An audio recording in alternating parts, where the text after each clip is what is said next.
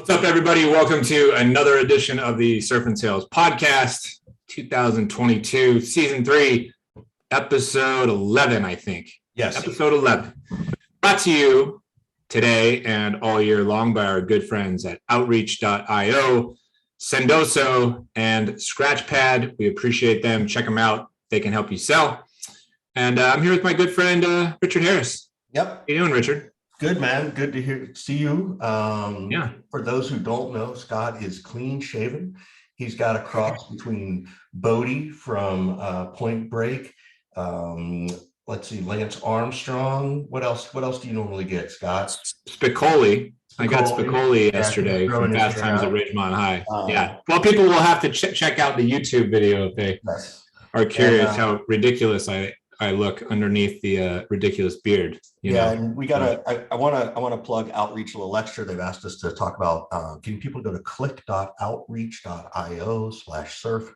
Click.outreach.io/surf. I think they've got some special thing there. If you're looking to do some stuff with Outreach, please go check them out. It's probably a huge discount. It's like a 90% discount. Right, if you mentioned Surf and Sales, right? Yeah. Right. Exactly. Well, we are here today with my friend Alan Newton, COO and founder of a company called Virtue All, and he's based in Windsor these days. Welcome to the show, Alan. Thank you for having me. It's a real pleasure. It's a treat. I really think that people should watch the YouTube video today, not just to look at my clean-shaven face, but you might notice that Alan has strategically today positioned an Everton scarf in his background to wage battle against my Liverpool scarf. These are crosstown rivals for anybody who doesn't know. So well played, Alan. I like the touch. Tell everybody what Virtue All is and what you all are building over there. Yeah, thank you. And that was quite strategically placed just for this afternoon. So it was funny, bit of banter there. Virtue All is all about connecting people sustainably and businesses in a profitable way. And we're a product innovation company. So we have one product where we have a good product market fit, which is called Explore, which is all about sustainably and virtually exploring spaces and places anywhere in the world. And that solves a number of problems, particularly from our background. So we'd been sort of between us, my original co-founder and I, Toby, had been in the events and hospitality world for the best part of 15, 20 years. I'd been working for two of the largest agencies in sort of commercial, operational and supply chain roles for the best part of 15 years. And Toby, my business partner, the original co-founder, and I'll say original because we've recognized a couple of co-founders since, and we might go into that. He had been operating venues and together we've been talking about these different frustrations and a lot of waste in the industry and the unnecessary travel that actually happens in the travel and events industry and what we could maybe do about it. And so, part of our raison d'etre was to solve those particular problems.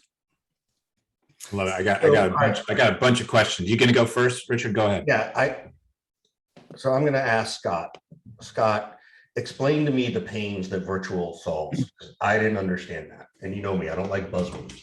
So what are they solving for? Sustainable growth. Meaning what though? Well, one of the questions that I had written down was, what does sustainable growth mean? Alan, and I'm doing this just in support of Scott and his Liverpool team. I'm just going to pick on you hardcore today. So what does that mean? We don't like buzzwords. Define it. Yeah, that's cool. So a good example. So event planners in big corporate organizations, they are, and I've been managing teams of like maybe 30, 40 people in agencies that are searching for event venues on behalf of big corporate clients who are spending, literally billions worldwide every year, or before the pandemic. And there's so much travel involved and there's a lot of waste in terms of doing that. And a lot of corporations, a lot of companies are resource shy, I guess, and don't have the budgets necessarily to be sending people off all over the world. So there's got to be a better way to do it. So our Explore product actually helps visualize, and it's an interactive video which you can sort of dive into to explore places and spaces. So it eradicates the need for people to necessarily travel all the time to go and scout venues, to site inspect venues. So our biggest client, Hyatt Hotels, they've got over 80 explorers at the moment, and corporate clients and agencies will be utilizing that to view venues, get an impression, to understand, gain knowledge, and essentially book without having to jump on a plane and do it. And there you go. So Richard, if we were going to switch things up at Surf and Sales and not do Costa Rica, instead of us having to travel to Mexico, Nicaragua, Bali, Australia, Spain, all these places that we get asked to do Surf and Sales, we can take a virtual tour, right? Therefore, save all the jet fuel and all of the waste, as Alan called it so eloquently, right? You got it now, Richard? I got it, except why wouldn't we want to go scout those places, Scott? Well, this is a flaw in my argument that, that you have exploited for sure. I want to talk about product market fit, because I heard you say we've got product market fit with this one product. So 2 questions. How do you know when you have product market fit? And what are some of the challenges of having multiple products, but only having one sort of have the fit so far? Yeah, that's a great question. And maybe to unpack that, I want to try and keep this high level and not go into some of the other facets of sort of how the company has morphed over sure. the last 7 years, because we do have another product that has some market fit, but not complete, and you know, we spread ourselves too thin really in terms of like having sort of essentially 3 products. So let's just keep it to this one that I've spoken about. So with Explore, I think it's been an evolution over time, and I've been listening a lot to Wayne Morris and you know, fellow Brit. You had him on not long ago, and a really great conversation. And he talks a lot about this and has done recently. And I think a lot of founders do fool themselves. And I've been asking the question to the team recently as to, are we sure we have it? Because we have one big client. We have a number of other clients in the hotel space that have used it, but we are a premium product and we're quite different to anything else. So we've come from a background where we've been in the industry and we've lived the problems for a number of years. And you need to be very careful when you launch your business and come in, that you're not just still having all that experience and time, that you're not making assumptions and coming in and creating something where there isn't a need. So I think one of the advantages in the roles I was in is I was speaking to our actual target customers. It was my job to speak to them, and they were sharing their problems with me literally on a daily, weekly basis. And I was having quarterly meetings with a lot of the big hotel chains. So sort of really know the problem intimately. But you still got to be careful, even knowing the problem intimately, to make sure that when you're bringing a product to market, it does have a fit. And I think at the beginning, we didn't have that, and it's been an evolution.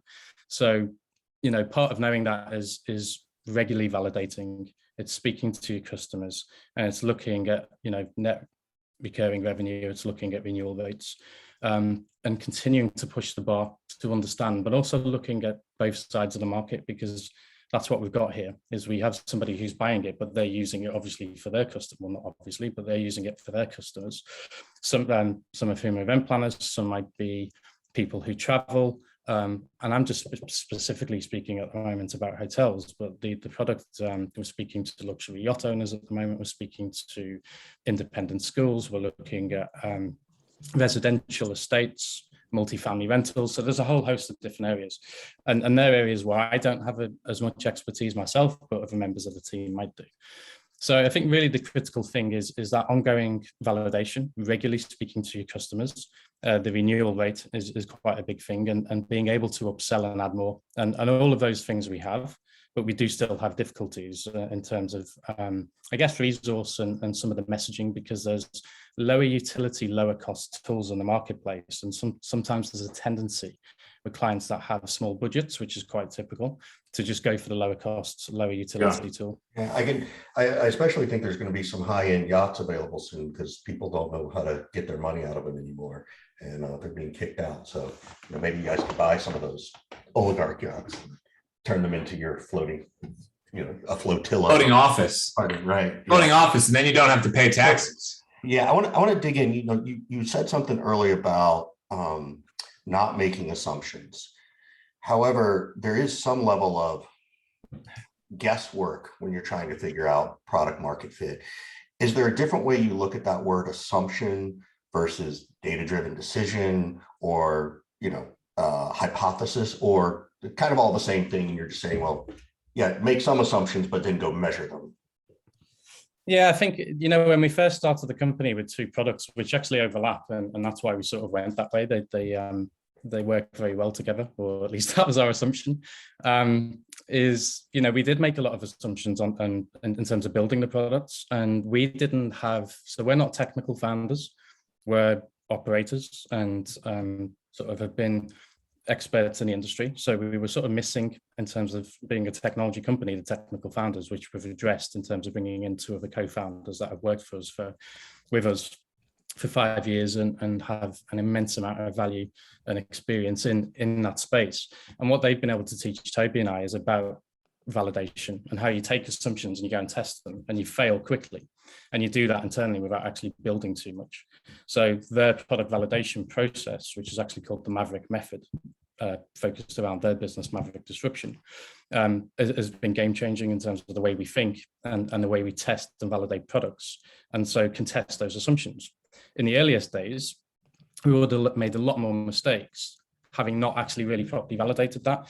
But we did it in a slightly different way, so it wasn't quite as rigorous and scientific as I guess they would do from their experience. And the way we did it was we built a committee and a community of people who were event planners that would use the products, particularly the event venue finding platform, which is called eventpedia.com, which works with that. So that's a venue finding platform that just makes it simple for people to find venues anywhere in the world.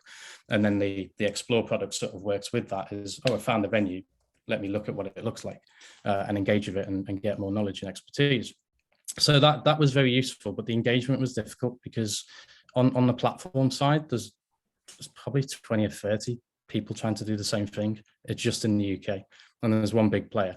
Now, from our perspective, we knew this when we come in. It was a red ocean rather than a blue ocean, but we saw a gap in terms of we felt everybody was making the same mistakes and compounding an existing industry problem that we wanted to solve.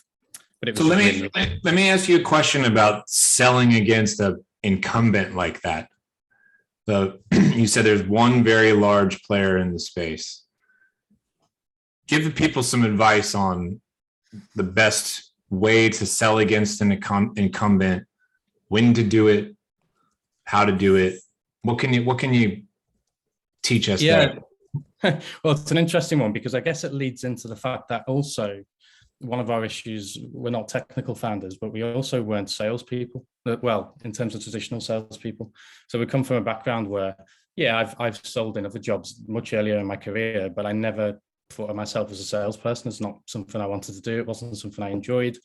It was always in an office environment, which I think is quite interesting. We might go off on a few tangents here, but about hybrid working at the moment. And I'm an introvert naturally, more on the extroverted scale of introversion. For anybody who sort of gets to know me usually goes, "You're not an introvert." I'm like, "Oh, no, I am."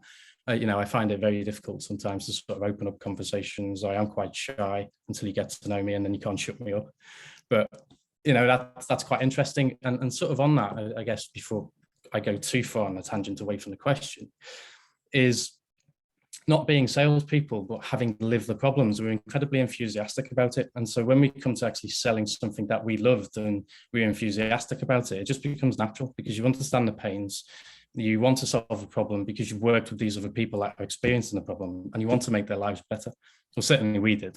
And so the mistake I'm going to actually focus on rather, which is a learning, is that we were so passionate about it. We spent far too much time around the pain and actually validating that we knew what the problem was, because actually the incumbents had come from, and most of the incumbents had come from a background where they were technologists, come into our industry, spotted what they perceive to be a problem that they could solve without actually really understanding the nuances and the complications. But they've done really well. So the one big company, they've IPO'd twice. They've been taken private once, which is why they've IPO'd again. They're worth a couple of $1 billion. And they're a swear word to almost anybody you speak to in the industry. But they are adding value because it's a two-sided marketplace. So what they do is they add immense value or a relatively good amount of value clearly to big corporations, but they don't to third-party agencies or haven't traditionally, and they don't to a lot of hotels, and they're particularly expensive. But because they were for so long, they're 20 odd years old, so it's even legacy technology these days. And I'm not going to diss other companies, they've done exceptionally well. The founder, Reggie, really liked the guy, proper entrepreneurial story. But, like with any company, that's how disruption happens, is you look at, well, where are the problems, you understand the market, and you focus on those problems. So I guess the learning is that's how we sold, is we focused on where the gaps were. We knew from being very close to the hotels and having insider knowledge what the actual problems were, and we sought to go out and develop something that dealt with those problems, which isn't easy, because there's a lot of other incumbents were coming, not incumbents, but a lot of other companies were coming around the same time, and sort of who had better access to finance, who had investor networks, were getting a lot more money than we were. So they were sort of doing things quicker, but then they were compounding an existing industry problem. So then you get we're all tarred with the same brush sort of mentality from the buyer.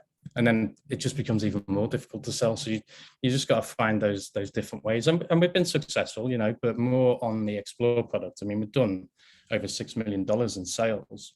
You're doing something right, selling against the we are. So it's interesting. There's a story around Snapchat, if I remember it correctly, that they entered into this very competitive social space, right? Like, how are they going to go up against these things? And if I remember the story correct, the one thing that they recognized as a gap was that the like button, that all the social media platforms had a like. And so they specifically exploited the fact that you use us and not have to worry about your likes and your views. And that was a big appeal to the younger generation, because they were tired of, it was mentally taxing, it still is, right? When you look at your likes and your views and stuff like that. I think that was Snapchat. Someone can correct me if I'm wrong. I have a question for you. You said, well, we never saw ourselves as salespeople, but I don't say, why would you not see yourself as a salesperson? What's wrong with that word for you? Yeah, well, brilliant question again. I don't know if this is more of a UK thing. I'm just trying to think back through my career, which has been about 25 years, I guess now. And I have worked internationally, but obviously. No. Just answer the question. Why do you think you're not? You get long-winded, so I'm going to cut you off. I do. Sorry. So what was wrong with that word for you? So here it was a dirty word for a very long time. We have the same thing. We hear the same shit. Yeah. But why is it a dirty word? For me, it was a lot of the people I've been exposed to and worked with. I hadn't worked with particularly good salespeople on the whole. That's not to say everybody. When I've been in previous roles, I didn't get particularly good training around sales. And it's interesting. So we had this sort of almost, I'm thinking back, we had this bugbear about sales and it being not particularly genuine. So this is where I really struggled, because it never felt authentic when I dealt with salespeople. And I was in buying roles for a long time as well. Right. So I was dealing with a lot of sales. So let me put this, what I hear is I wasn't authentic as the buyer. So then that means the salesperson's the shithead. That's what I just heard, Scott. Scott knows I'm on a rant. He's like, oh shit, Richard, calm down. So don't beat him up too much, Richard. Don't beat him up too much. I'm going to pivot in a second. So, but my point being is that I think it goes both ways. I think you're right. Like, there's a ton of bad salespeople out there. The beautiful thing about sales now is that there's so much knowledge, and certainly the younger generation is way more eager to share experience, learn, and they can find it better than I could, right? And possibly you. Now, do you consider yourself a salesperson?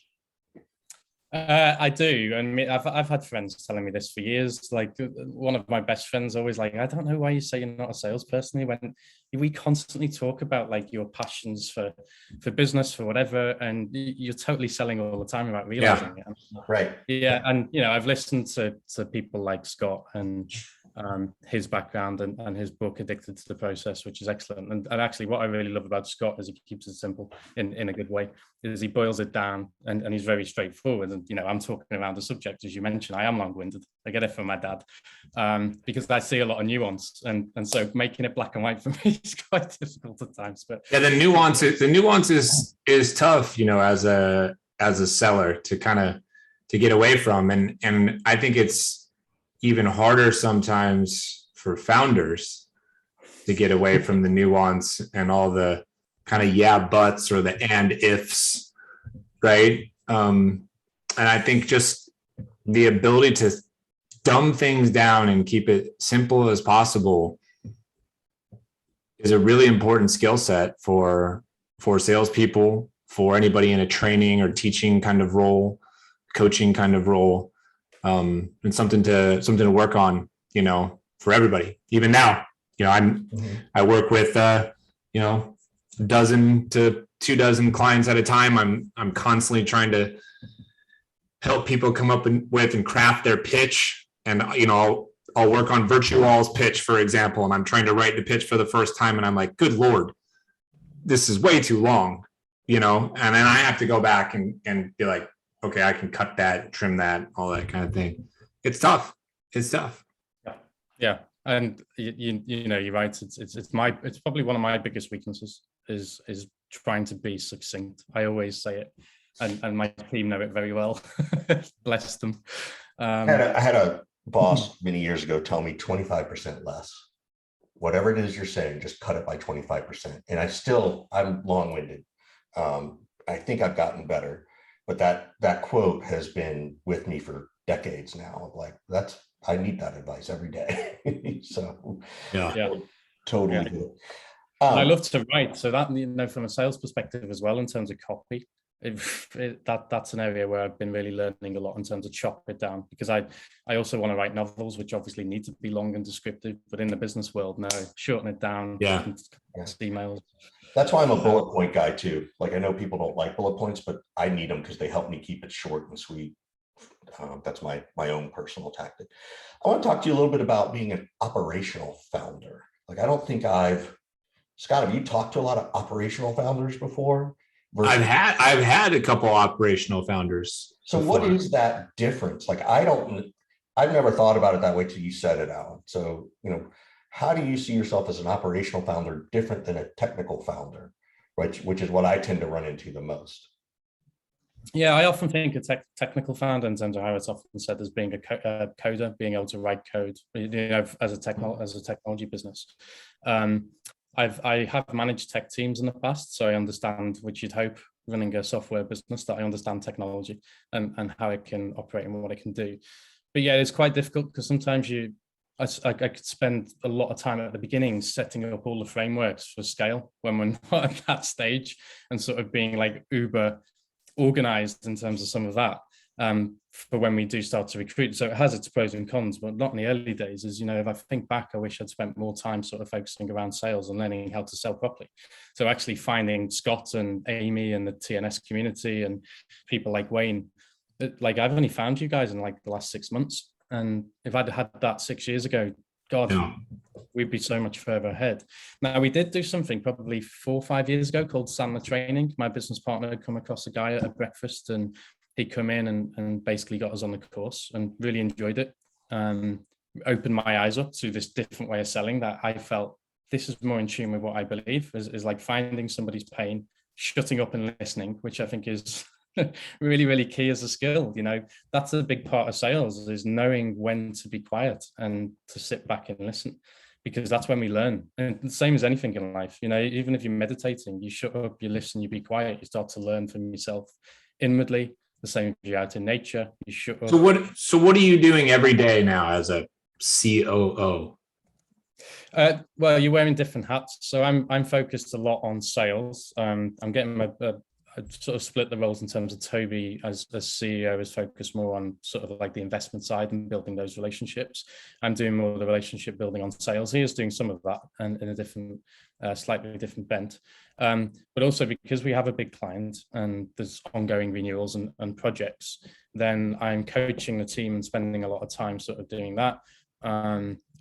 we're looking at, we have a new product that's coming to market that we've got a proof of concept for, that we're sort of doing some testing around, as well as the ongoing iteration of the current product, and where we want to continue to evolve that product market fit. So there's a lot of times sort of, I guess, CS to a degree, and had an interesting conversation. I'll mention him again, Wayne Morris, and I know Kelsey mentioned this about there's a right balance as to when you introduce that as a company, as a startup. And so there is a lot of hats, but more of my focus is constantly, right, I really need to nail sales and have a consistent process, and be having that set up. Yeah. And Yeah. we don't have a sales enablement platform at the moment, and so that's something I've been looking at. So are you finding it easier to navigate having multiple founders and potentially adding more co-founders? Or do you think that starts to muddy the water? Is it making decisions harder because you've got to come to a consensus? And how the heck do you get 6 people to agree about anything? No, you're shaking your head. No, you're liking it. Yeah. 4 people, no, because the 4 of us really have worked together for 5 years. We have a pretty. What does that mean? You agree on everything? Richard, I have one co-founder, Richard, and Richard and I can't agree on everything. Maybe we need counseling, Richard. Alan gets along with all three of his, he agrees with all 3 of his co-founders all the time. Right. No, certainly not. We do have our disagreements, but like any relationships, they're respectful. People hear one another out. We have regular dialogue, which is important. 2 of the co-founders, as I mentioned, they have their own business, so they're not full-time co-founders in a sense, although they pretty much do a lot of almost full-time work on. So does that mean you carry 51% of the vote? Yes. So Toby, there's the answer, Scott. Give me 51%. Yeah, over my cold dead body. Yeah, Toby and I sort of tend, we take advice really more from the other 2. So there's more of an advisory role from their perspective, and Toby and I really make the final decisions on most things. But we take a lot of advice from James and Lillian, because there's so much expertise and experience there on the product side, which is important. How long did it take you to figure out a way to work well with your founders, your co-founders? Like, just talking about that relationship, right? Like, as much as we joke about it, there are times when it's 2 against 3, right? Like, that's the advantage of having, an odd number, is that happens. What happens though when, someone's bringing up ideas and they're not being brought to fruition? Like, how as founders do you guys work on the relationship side, other than, hey, it's not personal, man, like any advice you can give to people? Because I think that dynamic is really important to understand, beyond, hey, it's two out of 3 majority wins. Yeah. Well, again, I'll come back to, I guess, the way we validate products, because we do this with everything. So we actually rebranded to Virtual a year ago. It was a year ago yesterday, as it happens. And as part of the whole rebrand, and what we looked at is we did a validation workshop, and it's democratic. So it's structured in such a way as we're all coming forward with ideas, and then we vote on them, and then we then go and validate that with customers. And when people have validated it, we've all agreed that that's the process. So we've all bought into it. We'll have discussions. If one of us really strongly disagrees with something, we'll have a discussion around it. But it's a democratic process most of the time, half the time. That's just an expression. So all of the time. And so we just all bought into that. Now, we'll go and have a beer, we'll go and have a stand-up argument with one another, so on and so forth. But there's so much respect for one another in our histories that, and we started off having a lot of arguments actually when we sort of coming out on the product side, because Toby and I basically didn't understand the process. And so things like, we were used to waterfall development rather than agile. And so at the beginning, there was a mismatch in terms of communication, in terms of there was an assumption that we knew more than we did. And that caused a bit of that. But we just solved it by just being straight up. None of us we're all very similar. None of us like politics. So, sometimes we won't be as forward in terms of coming forward and saying what we feel. And I have this problem because I don't like to piss people off too much or to hurt somebody's feelings. So that means sometimes I can get too stressed because I'm not actually talking my truth. And this is one of my things for this year. You know, I was following Scott's goals and some of what Amy said around journaling and stuff. And I was like, I need to own my truth more. And that means, and when I've done that with my co-founders, I've been really surprised at the results. So it's just, you know, forming these habits and just being very open and honest with one another. Well, it certainly helps if you're getting the decision positively reinforced if it's working to kind of keep going with it. I want to selfishly ask a question here, Richard. Go for it. Is that okay, Richard? Oh, dude, come on now. Yeah, I'm just making sure. Just making sure. Well, because we're getting towards the end, and like this might be the last question. I'm happy to piss people off. Yeah, this might be the last question that we have time for today. So we'll see. You've got so much events experience, right? Yes. Yeah. Yeah. Okay. Confirming here. That's what he said. So Richard and I obviously run events and event-based businesses. What advice would you have for us? Things that you've seen us do, or others, if you can't speak to what we're up to. What advice would you have to kind of tighten things up, run a better process, scale it, whatever you want to call it? What have you seen that you could pass along? Yeah, again, another good question. I mean, without blowing smoke up your arse, I think you do a lot right. You know, event planning is the 5th most stressful job on the planet, and that's because there's a lot of moving parts. You're dealing with people, things change. So really, you need resource behind you to be able to do your main job. And for you, your main job is not necessarily running events. And I know you have a team of people that sort of help you and Amy behind the scenes. So that's really, really important. Being super organized and having that checklist and sort of being razor focused around it, thinking about whatever can go wrong and having a backup. A lot of people just sort of think it'll be all right on the night, and don't have a plan. So it's like really, really important. And that's difficult in the virtual world. And interestingly, I can't say too much about this, but this is something we're sort of working on because we've all been to virtual events. This is slightly, I'd call this different, but we're in the virtual space. And so Go Virtual is the hybrid and virtual events platform that we've been building for the last 12 months that we have a proof of concept of, because again, we'd spotted thing in the area, and engagement is really, really difficult. So you need really, the one thing I'd add, without giving too much away, because I wouldn't want to at this stage, but really think about how you engage people and keep them engaged.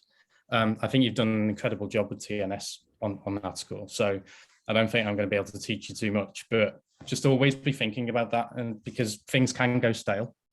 And you've been doing that for a year. I think it's great to blend that with the physical, because after all, we are social. There's definitely something there for us to think about to because we've done surf and sales now for four to 5 years, I guess it is now, to keep things fresh, keep it moving, keep everybody involved. And we don't really have a hybrid model, right? That's like an all in-person kind of thing. So something for us to think about and learn from there, Richard. It's funny because as he was talking, I was thinking, like, what if we took like one session, one of our 45-minute sessions, and made it available in a live stream, right? Where people could like, just, whether or not, certainly try to run a comments and stuff like that, but just see like what that is. Yeah. A lot of people out there who great idea. Record it, or they've wondered about it, and just test that while we're on site. So that popped into my mind. And then to your point, Alan, of like, there's no reason we couldn't do a surf and sales 2 or 3 hour event, other than the fact that it's just a lot of work to put it together. It's not hard work, but it's just work to put it together. And is that our brand? Which is a different discussion too, Scott. Yeah, really what we Good advice, though. Good advice. Get the wheels turning on our end. Yeah, one other thing just on that, and I've heard you say actually you don't necessarily want to become an events company, but or that was I think more around TNS. But if you think about the TEDx and what they do, is they have a very specific way of organizing an event and a lot of rules behind it, but they then sort of franchise that out, and you have to jump through all of the hoops and rules and regulations in order to run a TEDx event. So thinking about regionality and how you could reach more people and do stuff more regularly face to face, there might be something in that, in terms of thinking about, right, can we have a formula? People have to follow this, Yeah. but somebody can take up the mantle and they can run with it, but it's associated with our brand. Yeah.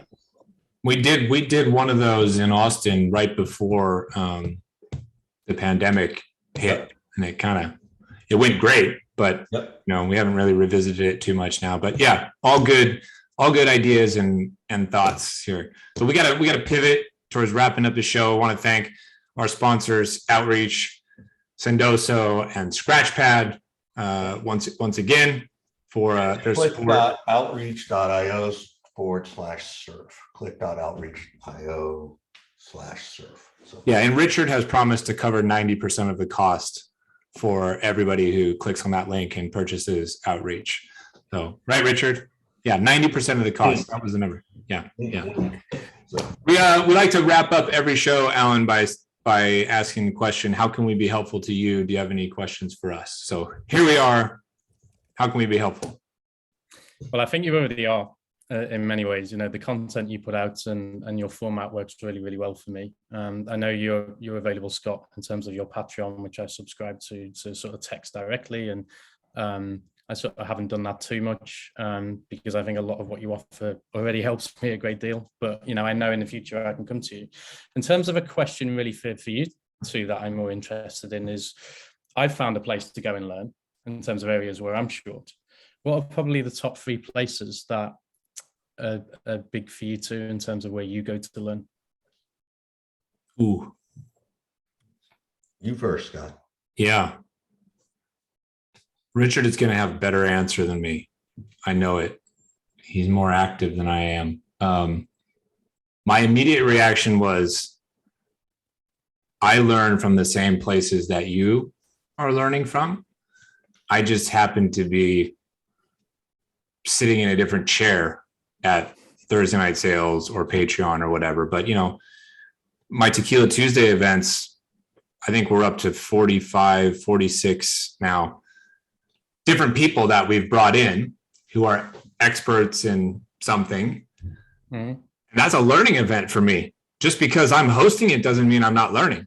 You watch me sometimes, like I'm typing and writing notes like crazy and everything. And sometimes I even publish the notes. And then, Thursday Night Sales, I'm learning. I pay attention to all this Slack questions being asked and, the answers that people provide and the questions people ask kind of inform me of the pulse of the community and what matters to people, which helps me kind of dig into different content and stuff like that. And my third answer would be, I think I just have individual people that I go to, more than a place or a community. It's more like I've got, 5-6 people that I ask advice of, or test a theory or shoot a dumb idea over to, and that, for me, where I'm at, that is probably the most impactful spot. Yeah.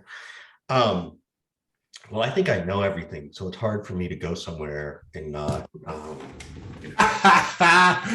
It's so true. Typical Gen Xer. Scott knows this about me.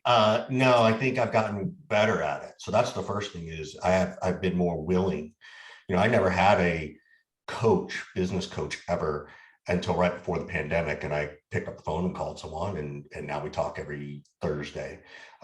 Scott's been that for me. Our buddy Jeff has been that for me. I actually, interestingly enough, I have a prospect that I was coming up with a new business idea. Scott knows the new idea I'm thinking of. And I went to her and I said, hey, I want to get your opinion on this because you're in sales enablement and learning. And no, I'm not trying to pitch you on it. And I said, what would you do if I let you record my training since it's all virtual? Would you want it? Would it be worth extra? How much is it worth? And she was super open to it. So I think I've gotten better at willingness to ask.